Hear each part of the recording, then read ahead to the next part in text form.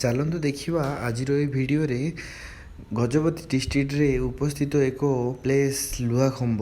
ଦେଖନ୍ତୁ ଲୁହାଖମ୍ବ ଯିବା ପୂର୍ବରୁ ଆପଣଙ୍କୁ 3-4ଟା ପାହାଡ଼ କ୍ରସ୍ କରିବାକୁ ପଡ଼ୁଛି।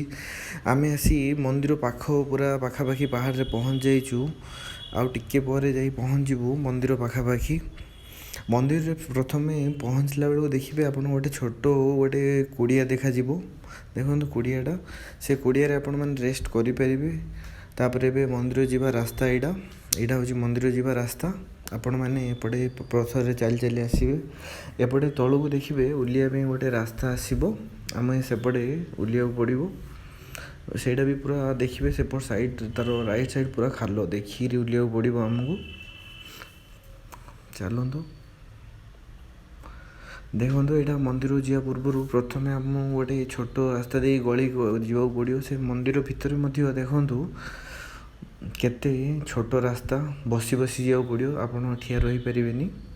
ଦେଖନ୍ତୁ ଏଇଠି ଆମର ଶିବ ମହାପ୍ରଭୁ ଅଛନ୍ତି, ଦେଖିପାରିବେ। ଯାହାକୁ ଆମେ କହୁଛନ୍ତି ଆମର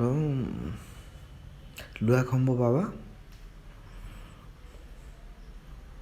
ଛୋଟ ପୁରା ଆପଣମାନଙ୍କୁ ଏଇଠି ଛୋଟ ଦୁଶୁଛି, ପୁରା ଗୋଟେ ଖମ୍ବ ଅଛି ପୁରା ଉପର ଯାଇ।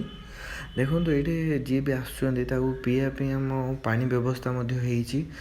ଜଷ୍ଟ ଏଇଟା ପୁରା ନ୍ୟାଚୁରାଲ୍ ୱାଟର୍। ଆପଣମାନଙ୍କୁ ପୁରା ପାହାଡ଼ ଭିତରୁ ପାଣି ଆସୁଛି। ଆପଣମାନେ ଛାନିଆ ହେଇଯିବେ ଏତେ ଉପରେ କେମିତି ପାଣି ଆସିଲା।